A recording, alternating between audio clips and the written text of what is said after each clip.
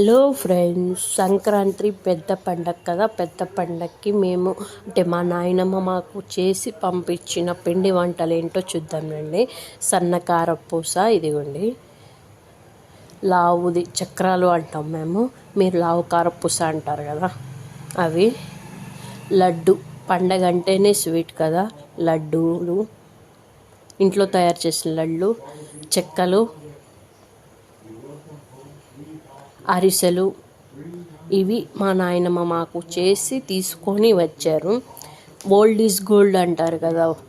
పాతకాలం మనుషులు అనేది పాతకాలం మనిషి కాబట్టి ఇన్ని వంటలు. ఆమెకి ముగ్గురు కొడుకులకి సమానంగా తీసుకొని వచ్చింది చూడండి.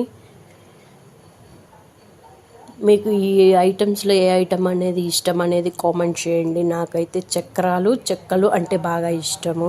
ఓకే, మరి థ్యాంక్